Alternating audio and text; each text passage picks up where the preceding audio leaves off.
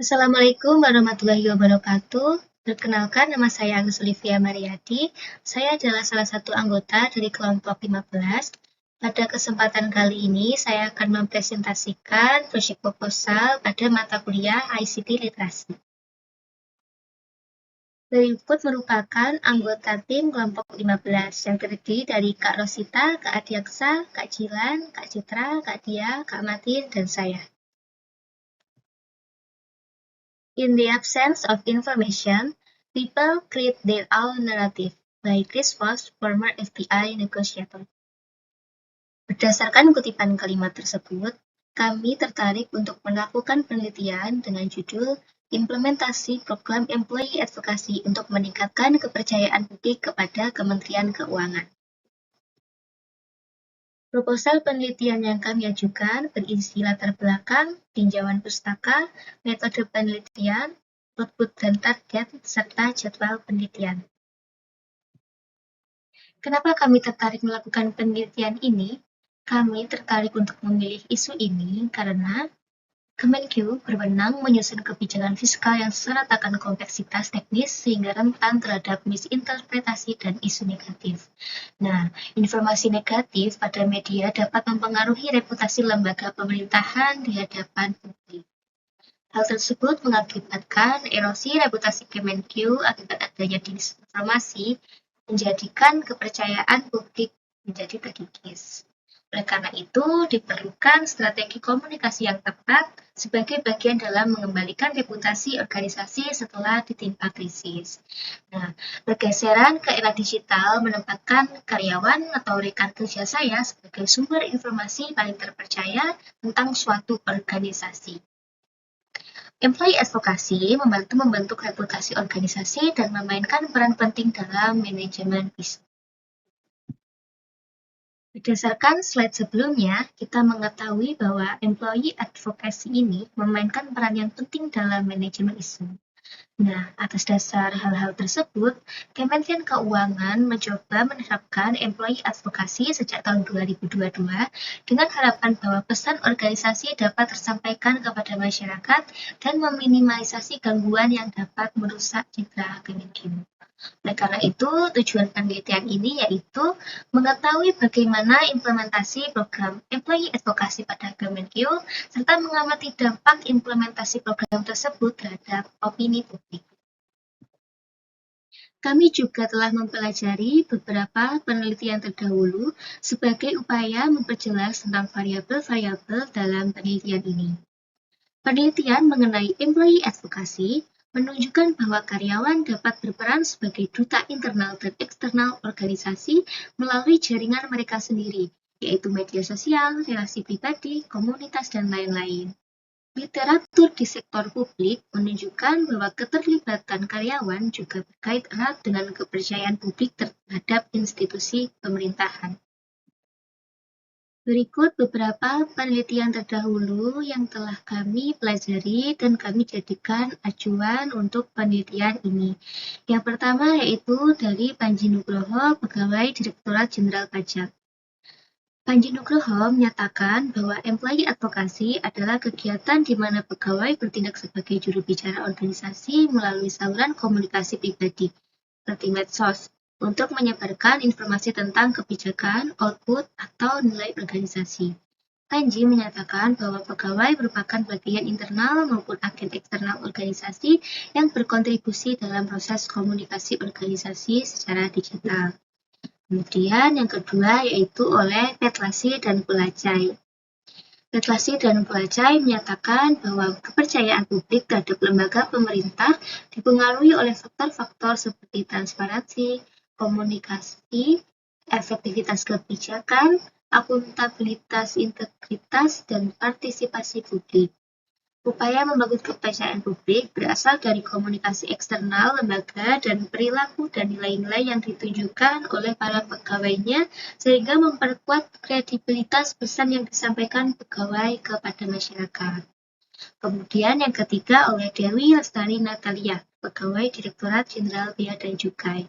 Dewi Lestari Natalia menyatakan bahwa pegawai sebagai employee advocacy dapat bertindak sebagai employee influencer yang secara aktif membantu organisasi mengelola persepsi publik. Pegawai sebagai penerima pesan internal dan penyampai pesan keluar yang kredibel dan dipercaya oleh masyarakat. Perbedaan dengan penelitian sebelumnya, yaitu penelitian kami berfokus pada implementasi program Employee Advocacy di lingkungan Kementerian Keuangan sebagai strategi untuk meningkatkan kepercayaan publik terhadap institusi pemerintah. Kami juga meneliti terkait bagaimana peran pegawai Kementerian Keuangan dalam memberikan dampak terhadap tingkat kepercayaan publik. Kami juga melakukan analisis implementatif dan evaluatif terhadap efektivitas employee advocacy di lingkungan Kementerian Keuangan. Berikut merupakan beberapa kajian teori terkait penelitian kami. Yang pertama, program. Program adalah suatu rancangan mengenai asas serta usaha dalam ketatanegaraan, perekonomian, dan sebagainya yang akan dijalankan. Kemudian, kepercayaan publik atau public trust secara umum adalah tingkat keyakinan yang dimiliki oleh masyarakat terhadap suatu institusi, organisasi, atau individu bahwa mereka akan bertindak secara etis, kompeten, adil, dan demi kepentingan terbaik publik. Kemudian, employee advocacy.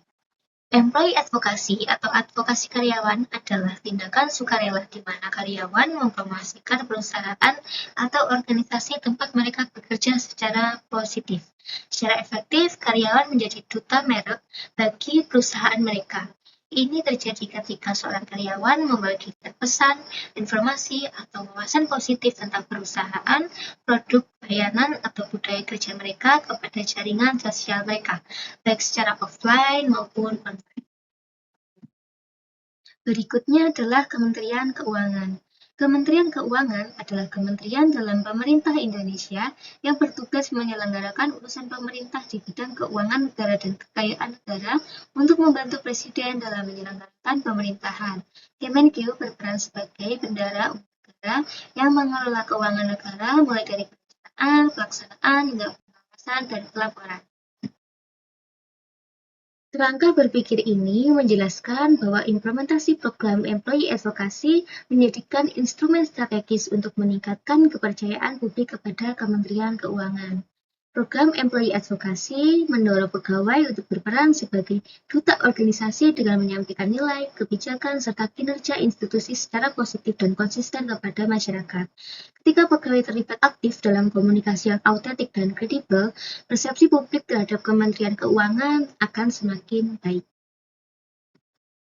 Berikut merupakan metodologi penelitian yang akan kami gunakan untuk penelitian ini.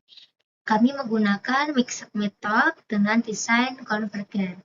Data kuantitatif dan kualitatif dikumpulkan bersama-sama melalui survei terpadu, kemudian dianalisis, diintegrasikan, dan diinterpretasikan.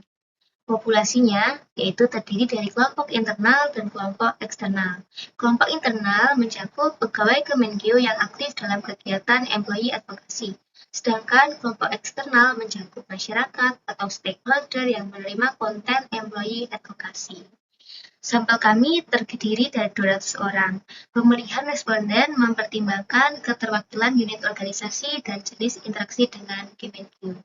Kemudian, instrumen survei kami terdiri atas pertanyaan tertutup dan pertanyaan terbuka.